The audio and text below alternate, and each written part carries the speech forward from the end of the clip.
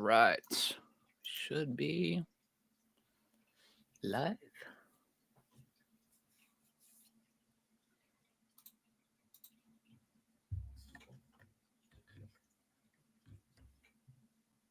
Nice. All right. Yep. Good to go.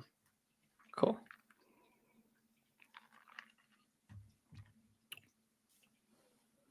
All right. Tweet it out. All right. I'll go ahead and start it up.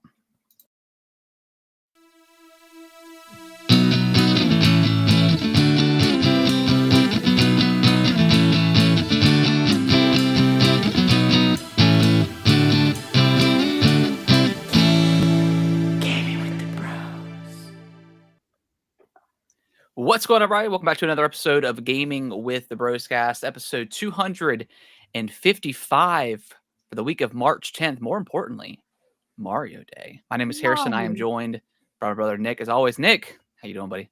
What's up? I'm doing great. It's a glorious Monday. Glorious. Lot of stuff like happened within the podcast. So that's good. I know the news has kind of been slowing down for a while now. I mean, yeah, it's been slow since the Switch 2 announcement. Yeah. And it's kind of there's been a lot of negative news in the past month. So I'm excited to talk about some more positive stuff this week. I feel like there's a more delays more shutdowns. I mean, a couple games got delayed, which that's nowhere near as bad as a studio getting shut down. But yeah, just a lot of negativity. We'll try to keep it as positive as possible here on this program. So, but yeah, Nick, before we dive into some games, because you played Split Fiction, I'm nearing the end of Avowed, I believe. Nice. Before we dive into that, Nick, how was your week? You visited a certain place in New York. I did. Yeah, I went to New York for a mini vacation last week. Went Thursday through Sunday. Nice. Not for any specific reason. I mean, me and my wife went up there. We saw Wicked on Broadway, and how was that? It was amazing. It blew me away. Like I was very moved by Did you see the movie? No, I haven't seen the movie. So I've never seen anything Wicked related. So I really had no context going in aside from, knowing that it's obviously related to the Wizard of Oz, and it's kind of an origin story for the Wicked Witch of the West. Yeah. But it was freaking awesome. Like the songs were so great, and the acting. I mean, everything was really, really great. So I'm now very excited to see the movie. Okay. Yeah. Cool. So hyped up. But while I was there, of course, I had to stop by Nintendo NYC store. I was going to text you and see if you're going to go, but obviously ended up going. But yeah. So how was that? How was that?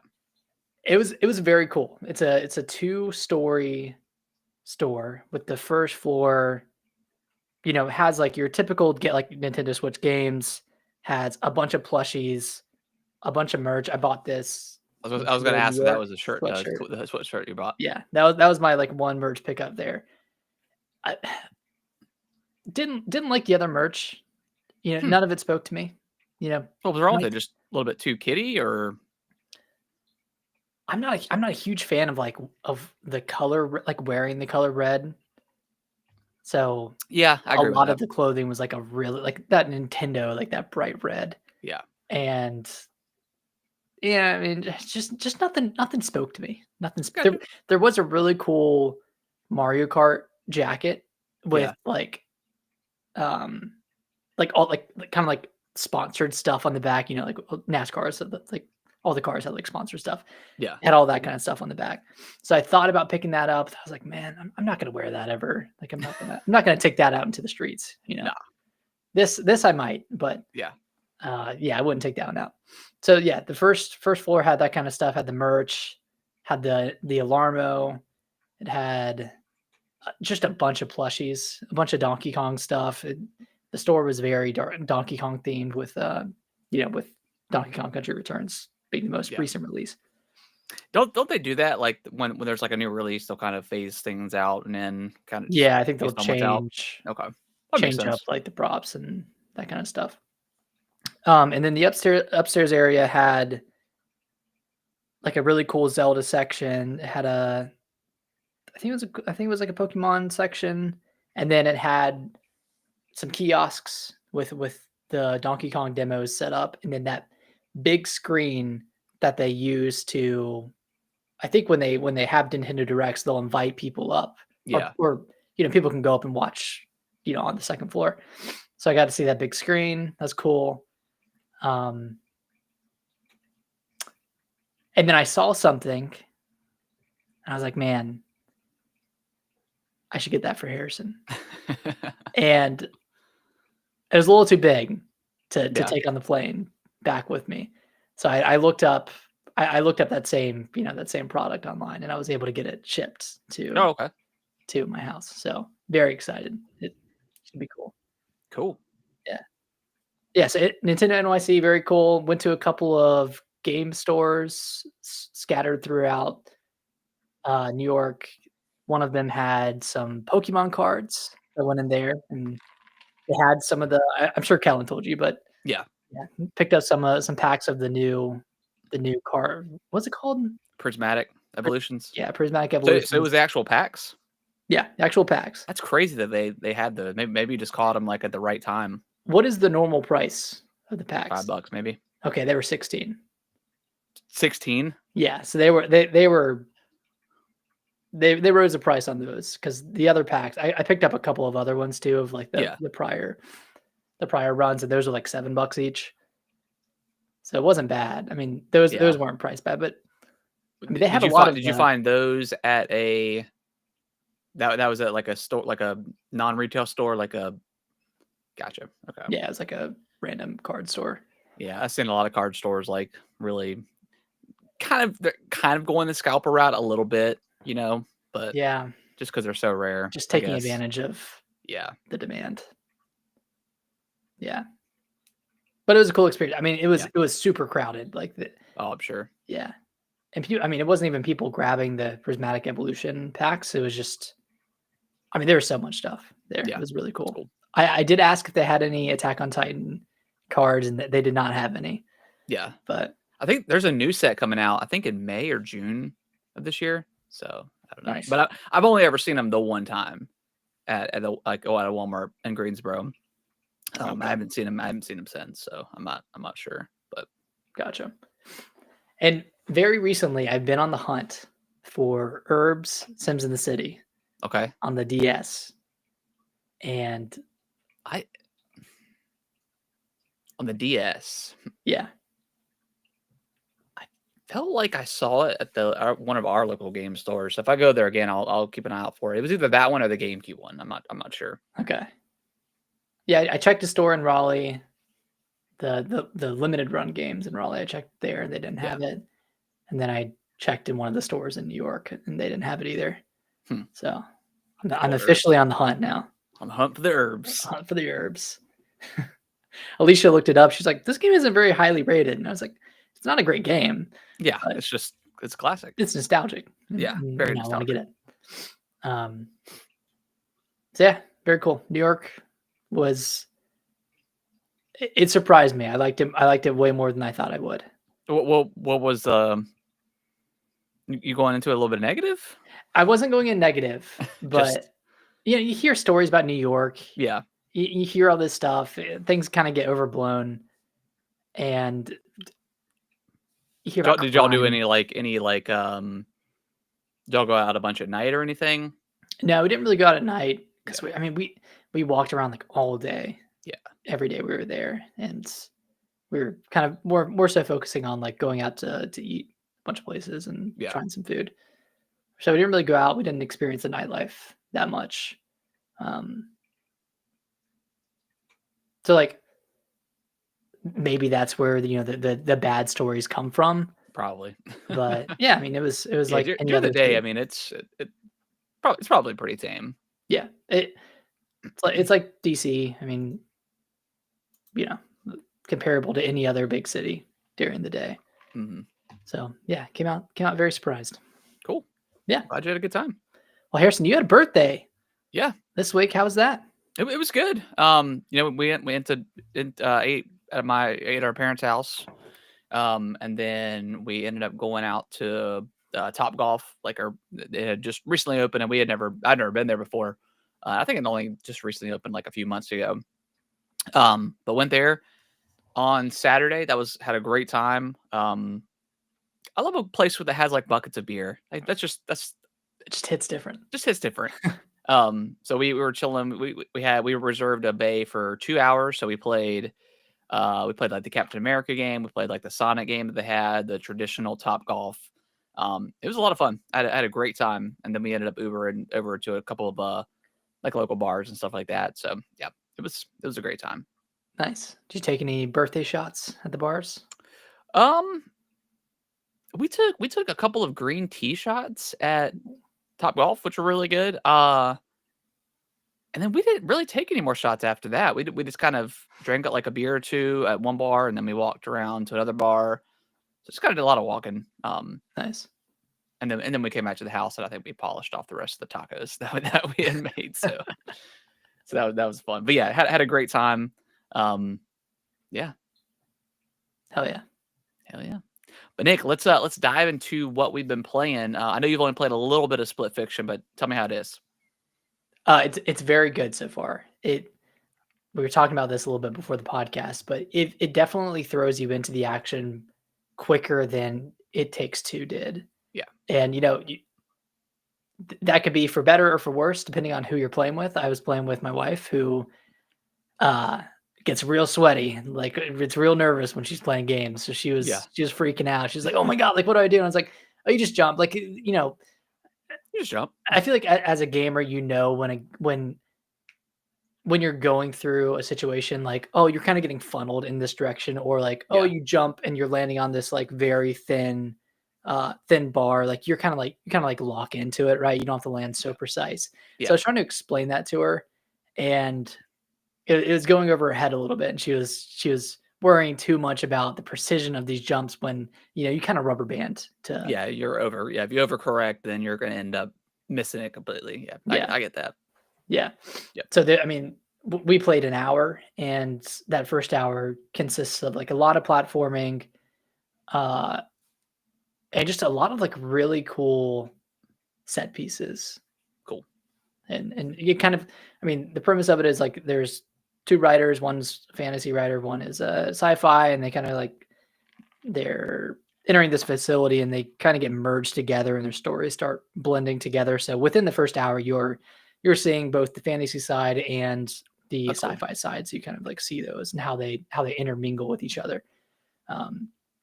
But having a blast with it so far. I think it's going to be a very, very fun game. Cool. Yeah. Split Fiction, It Takes Two was one of the best games of that year when it came out. So, and that was just a great, because I play with my wife as well, who's very similar to yours, not very, she dabbles in video games. So, but she had a great time. And then once we kind of got into it, she was pretty comfortable playing that. But so yeah, looking forward to playing that with her. I have it, just haven't had time with my birthday weekend to sit down and actually play it. But yeah, very excited for it. It's getting like a 90 right now on Metacritic. 90s. So it's getting great reviews. Could potentially be a game of the year contender, I'm sure, once we get through it. But yeah, very, very excited to dive in. It's one of those like really cool games where it gives you a taste of a lot of different genres. And it's same thing with It Takes Two, where, if you're a new gamer and you're going in, you're going to be overwhelmed at first, but you come out of it better because you've experienced like all of these different genres and you're familiar with them. And like, it's one of those easy recommendations for new gamers because it kind of familiarizes you with, different styles of play, which is, that's something that can't be said for a lot of different games that, naturally stick to one genre throughout, which, of course they do, but yeah, this one's and I remember like It Takes Two, like, there's a ton of different genres and stuff, but it like nothing ever overstayed its welcome. Like it was just like the right amount of that specific genre or, whatever it was. So yeah, definitely looking forward to play. Is it pretty, like, can you tell that it's like the same developer as It Takes Two? Yeah. Okay. The movement feels pretty similar. Okay.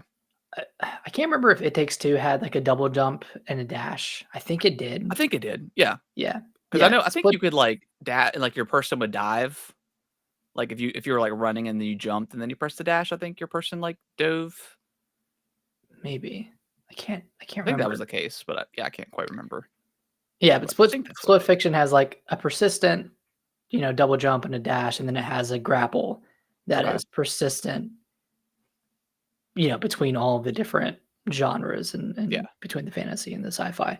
So like the core mechanics stay the same. It's just, whatever you use your R trigger for, or whatever you Yeah. use the right trigger for, that's gonna change from section to section, similar to It Takes Two. Very similar to it. Okay. Cool. Yeah. Okay. Awesome. Well, yeah, I'm very. I kind of wanted to experience on the PlayStation this time. I was playing Avowed earlier, and it's probably just my controller, but like the rumble and the Xbox controllers just are not great. It sucks. Like it's more like brr, brr, like it doesn't feel good at all. I turned down the rumble on Yeah. With Avowed. Yeah, it was pretty like I was playing earlier and something happened. But it was like nothing was even happening on the screen. It was just rumbling, and then all of a sudden there was an explosion, and then it like did like the normal rumble. But yeah, the Xbox, yeah, it's not great at all. It reminds me of the Switch's HD rumble. Yeah, Like when a game tries to utilize it too hard and like the control, it just vibrates so loud. It's so annoying. Yeah. Okay. I thought maybe it was just my controller, but maybe that's just the Xbox controllers in general. Yeah, I turned it way down. I think I turned it to like 20%. Yeah, that's crazy. But yeah, I've been playing some more Valve. Man, I love this game. The combat, the exploration, it just all feels so good. Still sticking with my I guess the only thing that I've been kind of disappointed with. I mean, I haven't been really trying the other weapons because I've just been going the mage route. And I apologize if you can hear the water in the background, but I haven't found like a legendary or unique wand yet. Like I've just been upgrading the basic wand that you get at the very beginning of the game. I'm sure there's got to be one, but I haven't found one yet. I'm trying to think if I found one. Because I mean, I've found like cool looking, towards like the end game, like you're constantly picking up like superb, axes and bows and all that stuff. Yeah. But and I haven't really. I mean, I guess because I'm kind of got to the point where I've got the wand up to like I think superb. So I'm still missing a few. But I haven't ran into an issue where like I've ran out of money or anything like that to upgrade. But I also have been upgrading everything, like some of the armor. Like I've been upgrading here and there, but not like all the time. So maybe that's why I haven't ran into that issue. But yeah, and I'm only focusing on the wand, so I haven't upgraded anything else. But yeah, I haven't ran into that issue. But yeah, I mean the game as good as the combat and like the exploration is, it is very much. It kind of gives me the Indiana Jones vibes. Like every area is it's like aesthetically is different, but the mission structure is very, very similar. Like you have your bounties that you're gonna do. Yeah, you're gonna have like that one artifact that you're gonna find. You're gonna find all the different artifacts, the artifact pieces, so you can then use them in your base. It's very it's very very similar across the board, which is fine. They're all like open zoned areas. Mm-hmm. But that's kind of like the theme of what Xbox has been doing here recently. That's kind of weird, right? Yeah, and back to back too. Yeah. Okay, so there are 3 unique wands. Okay. Not a lot, and I don't know where they are. I don't know which areas they're in, but yeah, I just looked it up. When you beat Avowed, do you get to go back to the main game? No, there's a point of no return. So you can have a save there that you come back. Is that when you go through like the door and it's like you can't return? Yeah. Okay, gotcha. I did save right before then, so okay. So you're in that final area then. Yeah, I have saved the god. Gotcha. And I'm on the other side of the portal after that. Like I'm back. I think I'm back to Dawn Shore, I believe. Oh, so you're like at the end. Yeah. So yeah, I'm right there.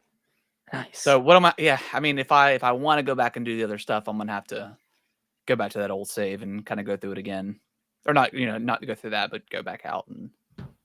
So Yeah, a little bit of a bummer did there. Did you do all the bounties and get all the relic stuff? No, I did not. Okay. But once I beat it, I may not. I don't know. Again, it's kind of like similar. Well, Indiana Jones is a little bit different because of that stupid glitch.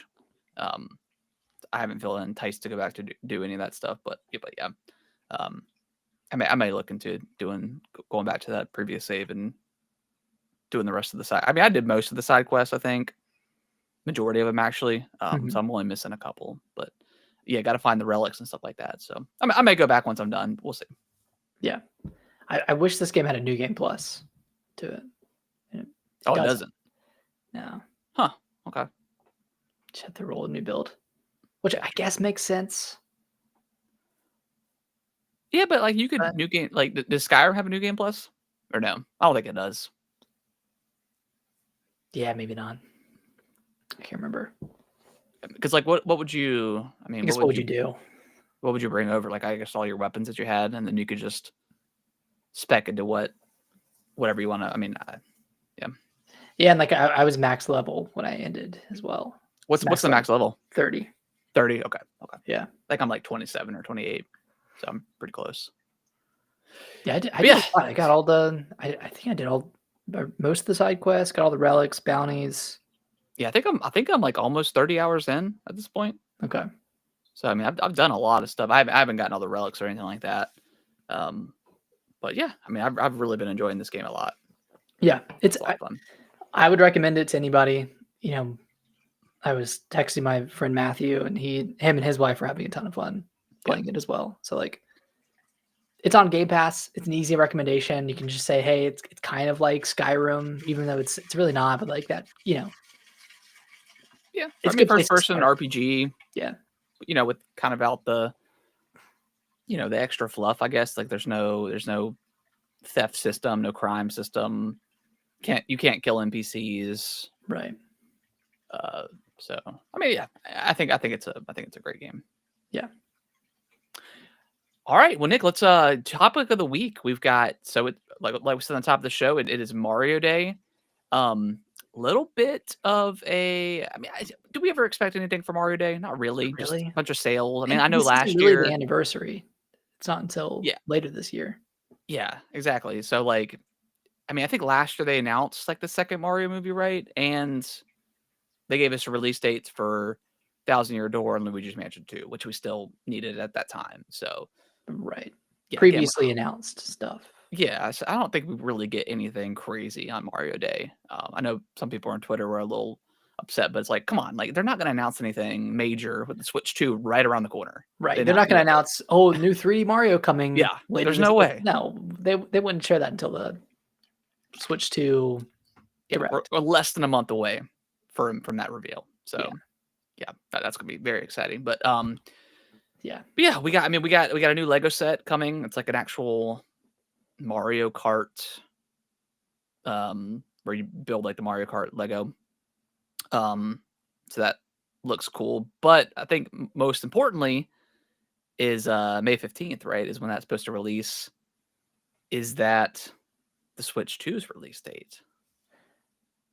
I mean, they might want to coincide this with the release of the Switch 2 May 15th and the launch is on of a Thursday. So I mean, that could make sense. So, yeah, especially if Mario Kart 9 is launching with the Switch 2, which I'm 99% sure it is. Then having this on the shelves as well would be. I mean, that'd be good. I don't think this is gonna be the release date for the Switch 2. I mean, just because I feel like, because this thing is probably gonna be at least $100. I mean, Lego is very expensive, and with it being a Mario Kart, I think it's 150 or 200. Oh, okay. Yeah, there's no way this comes out with the Switch 2. I don't know. I feel like that would kind of maybe mess up their sales or whatever for this particular item. I don't know. I don't think there's a lot of crossover. Yeah. Between the two. I mean, maybe. I'm not saying that it's impossible, but yeah, for something that's like, I don't know, if they're banking on, oh, the Switch 2 is coming out this day and Mario Kart 9 or 10 or whatever is also releasing this day, maybe somebody will, just pick up this as well, as like I don't know about that. Yeah. I mean, it's probably more realistic that Switch 2 comes out in June. Yeah. But, a guy can dream, I mean, it's like I said, I mean, it could like April 2nd comes around, they reveal what the Switch 2 is, like all the specs, maybe not the specs, but like what it can do. And then, in a day or so they could do pre-orders, open them up. So I mean, I think once they kind of open the floodgate for this stuff, I think it's all just kind of rolled out. Yeah. I mean, we don't need 4 months of marketing for the Switch 2. I mean, everyone knows what it is. Even with Nintendo randomly, seemingly randomly just dropping the Switch 2 trailer on that what was it, a Friday or Thursday when they dropped it. I mean, it broke records like for view eyes for them. So like they can kind of do whatever they want. So, I don't know. No matter what they do, it's going to sell well. Yeah. People are going to flock to it. It's going to sell out. It's going to be hard to get. I mean, like at this point, they can't really mess up the launch of it, but they can. I guess the only thing they can mess up is the long-term success if they don't have a compelling, lineup for the launch window and for the launch year. Yeah, because you're going to get 5+ million people trying to get it on day one. Yeah, and hopefully they utilize like their own. I don't know. Hopefully they do their website too. Like limit one per customer. Yeah. God, I'm so ready for other retailers to do that. Just with the whole trying to deal with these Pokemon cards here recently. Because we went to Target last week and they had a sign up and said, hey, if you're looking for Pokemon cards, go to the customer service center or the customer service counter. Went over there. He's like, yeah, we got them. Just one per person. I was like, oh, okay. Fair enough. Yeah. He's like, it's gotten so ridiculous that people will just, as soon as we stock them, people will just grab them by the handful. It's so annoying, dude. And I had Kellen there, and he's like, our goal is to try to stop that. And then he pointed at him. He's like, for the kids, man, like just let them enjoy it. And that's some loser behavior, man. Like the videos that I've seen, man. Now that I'm more aware of what's going on and like actually kind of seeing it on like my TikTok feed and stuff. It is crazy. Like these just sweaty adults and the stereotype of what these people look like, not to be mean or anything, but it's exactly what you think they look like. They're just like, man, like they spend all day researching where it's going to drop, where and that's the thing too, is like they'll announce, like the Pokemon company will announce like, hey, we're going to release these booster bundles or whatever on this specific date. But these people find out like when they actually restock every single week for like kind of their other products too. So it's like literally nothing. You can find like nothing. It's insane. I don't think Pokemon should announce when they're really. I mean, I get they have to. Yeah, they have to, but it's like a new set of cards. But yeah, I think maybe the retailers need to do just a better job of that. I mean, like Walmart, like they put all their stuff behind glass, so you have to ask for an associate for them to come over. But I don't know what they're limiting. So it's crazy that in person has to be limited like that, but they should. It's just ruined by.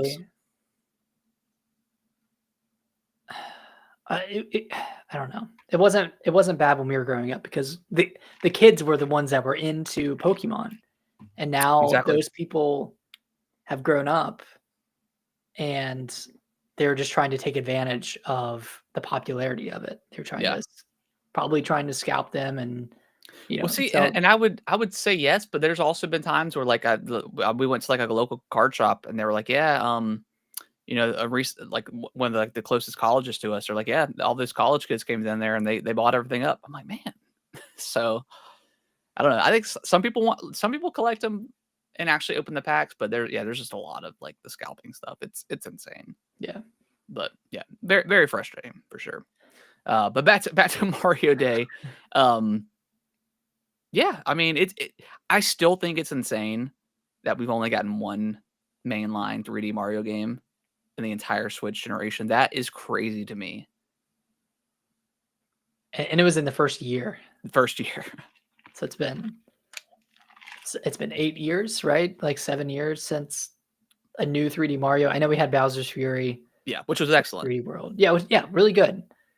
But I would have expected, an Odyssey 2 or something just a couple of years after Odyssey. I mean, they must be cooking. They must be cooking hard. Mario Universe, I don't know. Something. Yeah, I mean, you got to think, I mean, I don't know. I just think what if the Wii U never existed? Because they really, other than the 2 Zelda games, they really did just bring over every single thing. And that was a lot of Mario stuff that they brought over. Yeah, I mean, it kind of carried the Switch in 2018, in 2019 when they were just like, port, bring it over from the Wii U. Like, and of course they would, because the Wii U sold like garbage. But and I wonder if like those games didn't sell they didn't sell well at all, because they all have sold incredibly well. Like, I wonder if they didn't, maybe we would see the second 3D Mario game on the Switch a little bit faster, or actually happened, just to try and counteract those sales a bit. But like everything they ported over, I mean, the Switch, man, like it has kind of just been the perfect system for Nintendo, and like every single I can't think of like a fail, that Nintendo had in this thing. No, I mean, they tried different stuff like Nintendo Labo. Yeah. And like, I wouldn't call that a failure because they didn't put all of their eggs in that basket. But no, yeah, it was just kind of something. Hey, here's something like kind of different, weird. I mean, it was like Ring Fit Adventure, and it just happened to take off because of COVID. Yeah, exactly. So I feel like it's a mix of like really compelling new games like Breath of the Wild and Odyssey, alongside, just a surplus of Wii U games, and then COVID coming, at the perfect time for Nintendo. Yeah, everyone, Animal Crossing just absolutely took off. Yeah, Animal Crossing, Mario Kart just having the longest legs imaginable.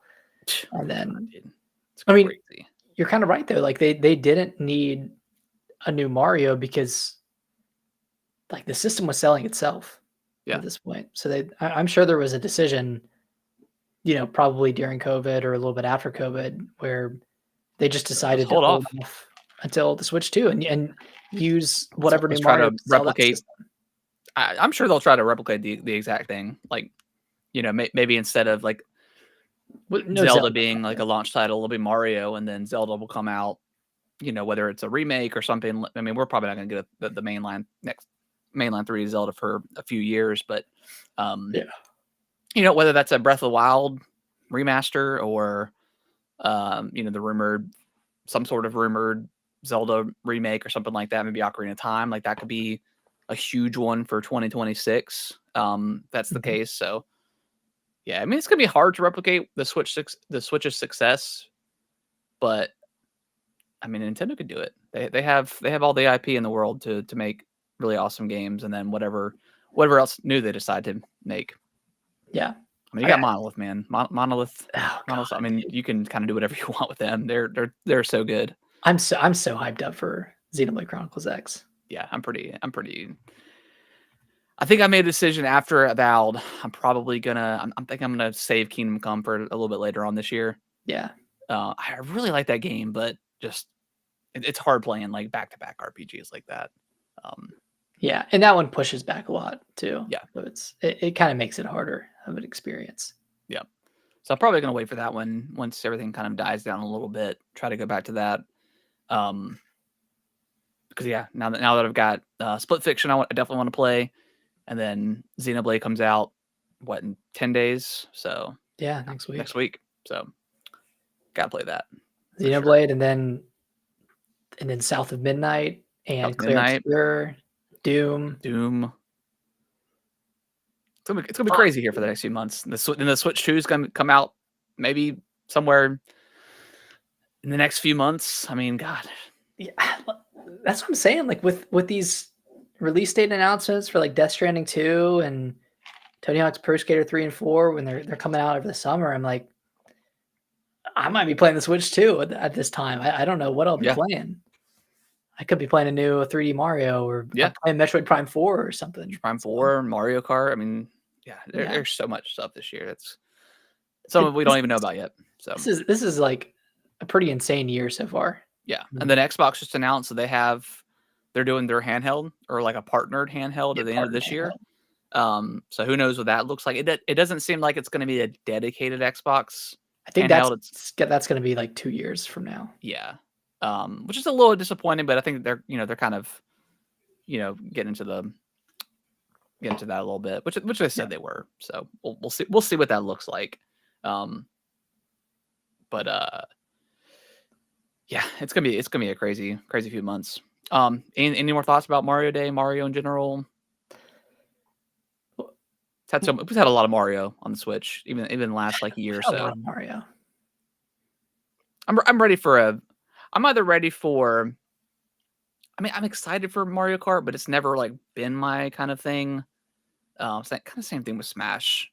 But I'm ready for the next Mario, 3D Mario, and Luigi's Mansion 4. Those are like the two big Mario things I'm looking forward to. Yeah, I will be. I did play the crap out of Mario Kart 8 on the Wii U. I really loved it on there, and I played a ton of multiplayer, like online. So I hope they have like a compelling online for Mario Kart 9, and then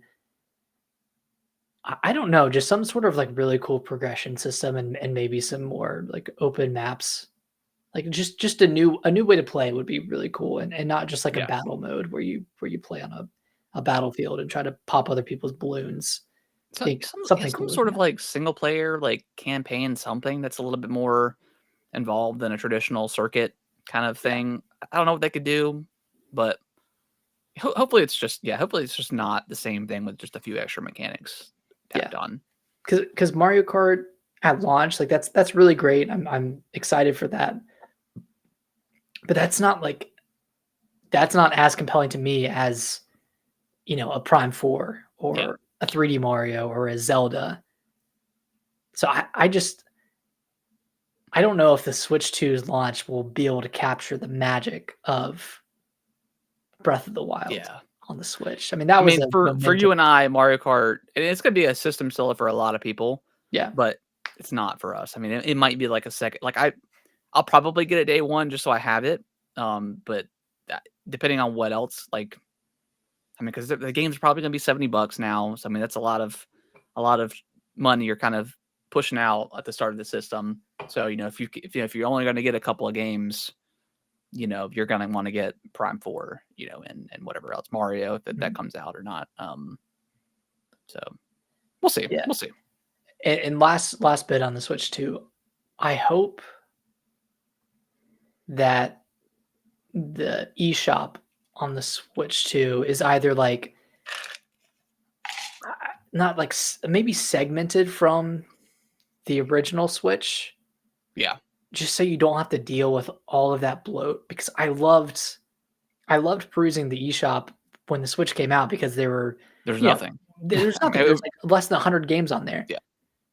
And that was the case for like the first year. And now you can't really browse the eShop without looking through just like a bunch of like AI slop games. Yeah, hentai games and all that garbage. So I'm hoping there's like some sort of like Switch 2 specific eShop that's like separate from the original eShop. I don't know. I mean, I'm certainly there'll be like a new release section, or maybe even Switch 2 exclusive section. I just hope the Switch eShop is just a better experience overall. I hope it's like a dedicated eShop and not like a browser based one like Switch 1 is now. That's browser based too. Yeah, it's so damn slow. Trying to go through that thing. Like sometimes I just want to like just look and say, because I don't keep up with every single game out there, but if I'm like thinking about looking at just browsing, I'm like, as soon as I get in there, I'm like, yeah, I'm good. I'm good. Like, Yeah. I'm not waiting for this to load for me to probably not even get anything. So, yeah, hopefully the eShop is, and I'm sure it will. I mean, there's no way they can, and they never updated the eShop once on the Switch. I mean, it's just kind of been the same garbage the entire time. So hopefully they get it right this time. Mm-hmm. That's the only thing like the Switch 2, like UI wise, I want to be better. I mean, there's some cool things that they could probably do, themes if you don't, I don't know, whatever. Dude, I don't care about that stuff, to be honest. Yeah. Like, I'm not sitting there looking at the home screen. I'm playing the games. Yeah. Like, why do I? And people were like, some people are like, well, I want music on my home screen. Like, nobody else does that. That's only Nintendo, and they did that with the Wii and Wii U. Like, nobody else does that, and that's not really ever been a complaint before. It's just because it's Nintendo. People want the themes and they want, which is fine. Personality. But that stuff does eat up the the space that it has on the hard drive, or the RAM. So that could also slow everything else down. So, I'd rather it just be a smooth experience and have kind of the quirkiness that the other stuff had. Yeah, I mean, look at the Wii U. Like that thing was so slow to boot. Yeah, because it had, like the me stuff in the background. Like it was kind of loading in a lot, so it hampered the experience quite a bit. Yeah. Man, I just can't wait for the direct, man. I'm so pumped. We're getting so close now that it feels tangible. So yeah, 3 weeks. Yeah, just about. Yeah, I'm very excited. All right, well, let's dive into. We already talked about the Mario Kart set coming out on May 15th. Nick, I assumed you watched. Did you watch the trailer for Death Stranding 2? I did. We talked about it before, but I mean, we're both pretty. You're deeper than I am in Death Stranding, and I've enjoyed what I played, but for a game just about delivering stuff, like Kojima just does an excellent job of making me want to finish the first Death Stranding so I can experience the craziness that is. And I'm sure that the first initial Death Stranding trailer was also the same way. But this looks insane. Like it looks crazy. All the kaiju stuff, like the mech looking thing at the end, like what is going on? And like the Solid Snake, the Metal is that actually Snake? I mean, it's not. But it's just he couldn't. But yeah, I mean, it's definitely it's a reference to it for sure. Yeah. And like and like the when it like cut to black and it said like we should never have connected. Yeah, that's so cool, dude. Because that was the whole theme of the first game. It's like yeah, obviously connecting the US again. So yeah, I'm playing through. I'm played a couple of hours today of Death Stranding 1, and I'm getting more into it. I'm in chapter 5, so hopefully I can finish this before Death Stranding 2. I really want to like get into this game because I feel like when it clicks, and it turns into like a really transformative experience that I'm excited to keep playing. So yeah, this trailer looks crazy. I mean, just getting all the actors that he got, like Ellie Fanning, like that's dude. He's just a rock star. Kojima's he's a rock star. He is. He's like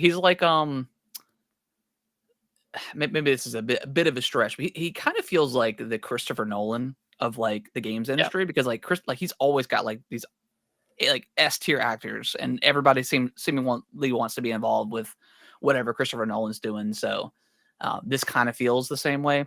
But yeah, it's cool. Yeah.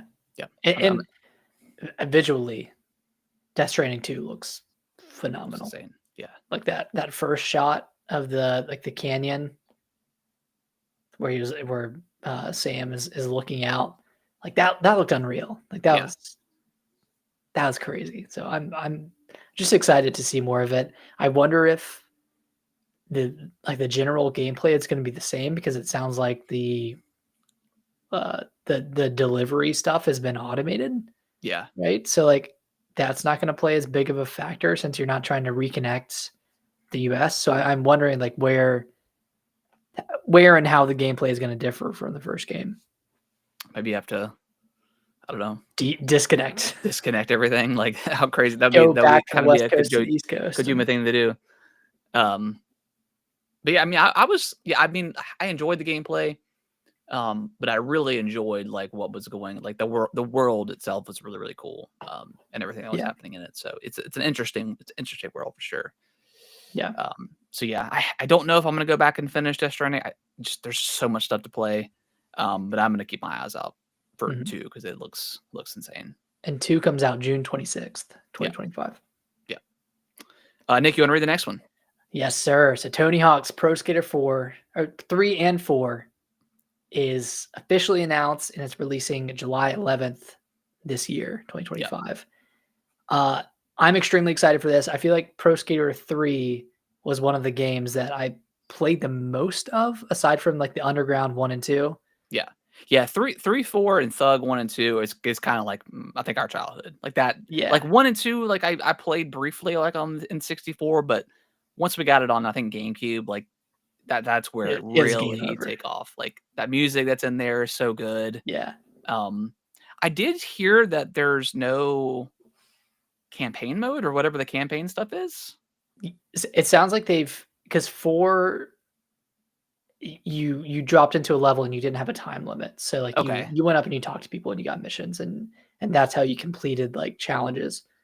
In this one, I think they're like baking the challenges into the beginning of the level. So you have that 2-minute timer, and like you see all of the challenges up front. So kind of how like 1 and 2 are really, and 3.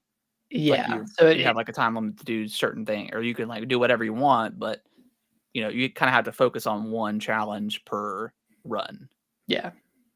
Yeah. Okay. That's all. So I guess 4 was more similar to like to Thug and American Wasteland. Gotcha. Whereas now it's going to be more similar to 3, which, you know, that kind of sucks. I mean, it sucks that they're changing it so much, but if they can make it work, I don't really care. If they can make that work, like 3 and 4 make it work, and hopefully it's gonna be really good, then they can kind of open it up a little bit with Thug and American Wasteland and stuff like that. Like don't do that to those games. No. And I don't think you probably could. Just because those areas are a lot more bigger than the traditional Tony Hawk levels, but hopefully this sells really, really well, and then, you know, like, because American Wasteland was a great game. Like that was kind of like the first game where they kind of the whole thing was we had no loading screens. Now there was, you know, when you went to the tunnel, there was a slight little hitch. That was the loading screen, but it was still really cool. And like, and obviously Thug 1 and 2 are incredible games. Like, just, oh my God, so good. Thug 1, I mean, both of them really just unbelievable experiences. Yeah, it was just kind of like Jackass, like the game, having Bam Margera, just Tony Hawk. Yeah, all the unlockable characters, like that guy and like the full body cast. Yeah. Just good stuff. We definitely need, like, there's definitely a world where something like Tony Hawk and Skate or Session or whatever can kind of coexist. Right. We just need more Tony Hawk. Like, it's a shame that stopped at whatever point. I know they were kind of like doing the whole yearly thing as Activision was doing. They just couldn't keep up with the quality, but yeah, for a while, like Tony Hawk was like very, very peak, like for a few years. Really, until I think American Wasteland was the last great Tony Hawk game, and then you had what? Proving Grounds, and then Project 8, or Project 8. Project 8 was pretty good because that was like when they kind of incorporated the skate style mechanics to the board, where you can kind of flip it and stuff in slow mo. Yeah, that was cool. It wasn't like the greatest, but it was cool. Yeah, it wasn't Tony Hawk anymore, but no, it was still pretty cool. But then you get into like the Tony Hawk Ride, Ride, Shred, and which Downhill Jam. I love Downhill Jam. That was a good one, but I only have good memories of it because it had Escape the Fates, Reverse This Curse. Oh yeah, on it, which I turned off every other song except for that one. And I was that's a classic. Blasting hills on that game. So I'm pumped. I don't know if you remember in Pro Skater 3, but there's that cul-de-sac level with the haunted house. Oh yeah. I used to be so scared of the haunted house. Yeah, I don't know scary stuff. why. I mean, I can't wait, man. I'm very excited because like again, like 1 and 2 I played a little bit of, but I didn't really have that nostalgia for. But 3 and 4, it's gonna be awesome. Yeah. Hopefully these do well, and we get Thug 1 and Thug 2 because that would be peak if we got those 2 games. I think that'd be awesome. And those those are relatively big games, so like they could even just separate those out if they didn't want to do like and I would be okay with that. Yeah. But we talked about Split Fiction earlier that has sold as of today, 48 or the first 48 hours it came out, it sold 1 million copies. So that game is doing extremely well. It's a great start. And it's with that game, you also have to like the caveat is like, okay, it's sold 1 million copies, but 2 million people have played it. Yeah. Because of the snack stove back there. The garage just opened. Oh, okay, gotcha. So she ran to go check. So, I wonder, knowing EA and how they are, I wonder if like after the popularity of It Takes Two, because I think that sold like 20 million copies. I wonder if they went to Joseph Ferris and was just like, hey, like we love the co-op thing, but like we got to have people pay for a copy. We can't do the free stuff anymore. He's probably like, fuck you. But I bet that question came up at some point. Yeah. It had to have. And I feel like they doubled down and made it even more accessible because it's now cross-platform with Friends Pass. Okay. That's cool. So like, yeah.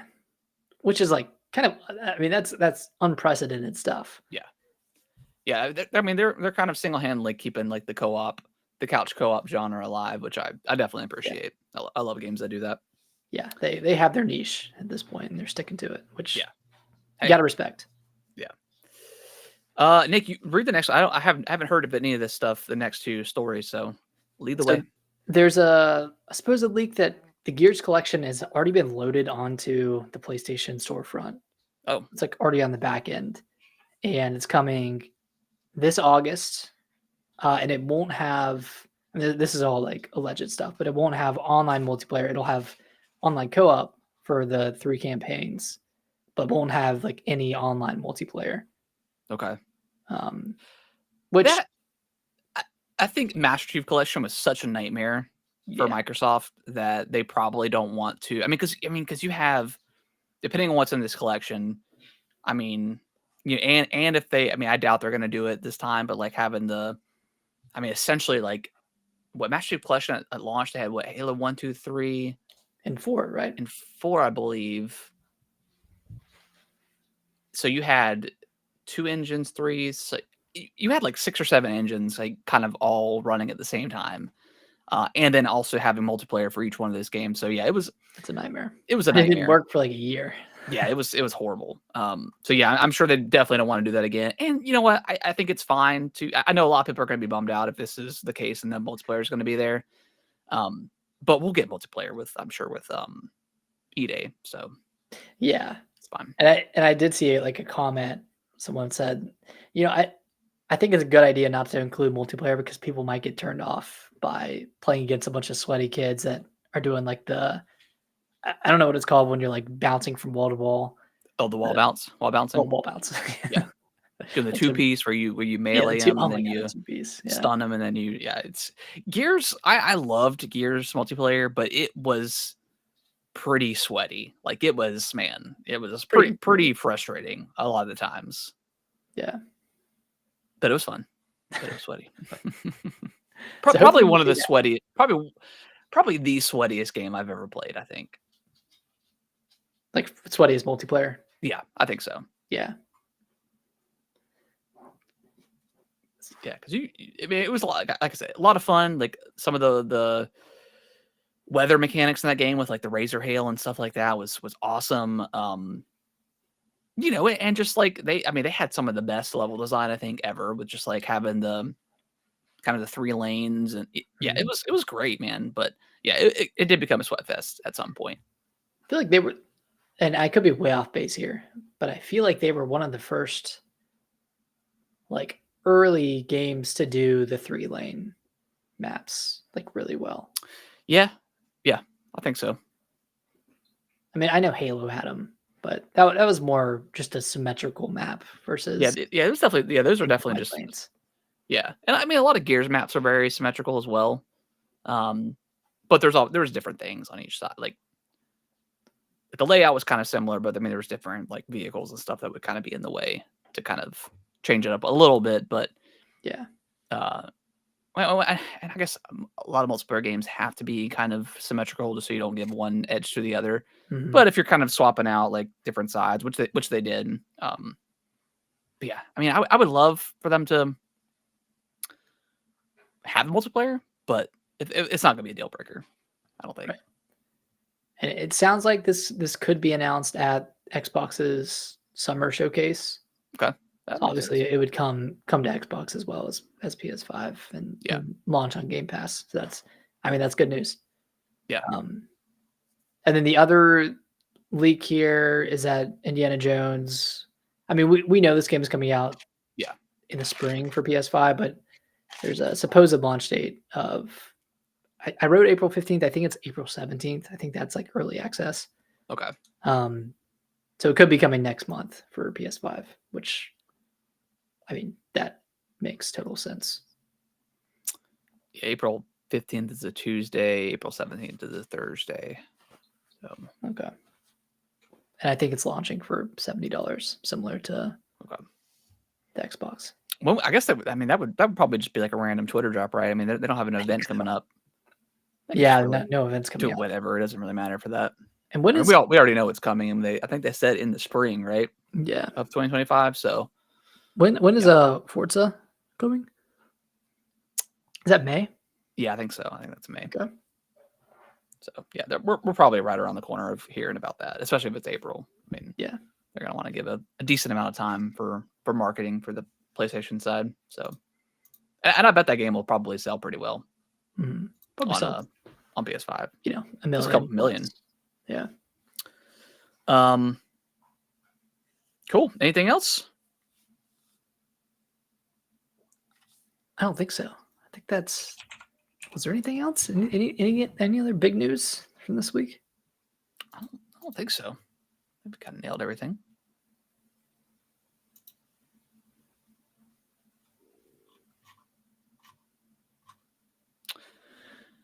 While you look at that up, I'm looking at Fantasy Critic right now. So you've got Avowed on there. You got 11 points for that. Kingdom Come, you got 20 points. Split Fiction, you got 20. Monster Hunter Wild, you got 19, and then Like a Dragon, you got -11. So you're sitting at a whopping 58 points right now. I don't think I've only had one game come out, but I had Like a Dragon come out, which I got 11 points for that, and then I countered Kingdom Come, so I'm sitting currently at -8 right now. But after Assassin's Creed Shadows drops same day, you've got that. I've got Xenoblade Chronicles X, South of Midnight, Clair Obscur, Doom: The Dark Ages. So I could come back here. You come back. I think Xenoblade's gonna. I think that's gonna score high. Mm-hmm. South of Midnight, probably mid to low 80s. I think. Yeah, high 70s, low 80s. Yeah, Clair Obscur. From the previews that I've seen, man, this game could be really special. So we'll see. And then Doom is Doom. Like those games always score really high in this. That'll probably be mid to high 80s. Yeah. So pretty excited about that. Yeah, a lot of good prospects. Yeah, nothing else I saw. Okay. News-wise. All right. Well, I think that's going to wrap up the show. We appreciate everyone watching and listening, of course. If you can review us on your favorite podcasting platform of choice, that would be much appreciated. You can always message the show if you want to. That link is in the show notes. If you ever have any questions for us, or just saying hi or what you've been playing, we'd appreciate that. We'll be back next week. No new games this week, right? Nothing new. No. I mean, we still got a lot of Split Fiction to talk about. We'll definitely talk about that more in depth next week. And then Assassin's Creed Shadows. Is that a day one for you? No, I'm going in on Xenoblade. Okay. I'm going in on the 10-year-old game rather than Assassin's Creed. I do want to play Shadows. It does look really good, but I'll wait a month for it to be $40. Yeah, I'll wait for it to be heavily discounted here in a month or so. Yeah. And if it is, then that means it didn't sell well. Because if it reviews well and it sells well, they'll probably keep it at 70 for a while. At least for a few months, and then they'll start doing their thing. But I don't know. We'll see. I feel like they're just so trigger happy with that discount button. Like, oh, it's been out for 2 weeks. Yeah, and it hasn't sold 10 million. We gotta hit the heavy discount. Just pisses people off because then like no one, and maybe that's why their games just don't do well anymore. It's because everyone's kind of gotten used to like, okay, literally we'll wait 2 weeks, and that's just something it's something that they created themselves. Like they don't have to put it on sale. They do this to themselves. So I mean, hate on Nintendo for not having discounts, but at least for the first year of the game's release, it's not going to be on sale. So yeah. So might as well jump. I mean, even if you're not there day one, save up some money and then you'll have it. But yeah, I don't know. Yeah, we'll see. Hopefully that game reviews well. Hopefully it does well. I don't think it'll save Ubisoft by any means. No. But yeah, maybe we'll see. We'll see what happens with them. We'll see. All right, guys, we'll be back next week.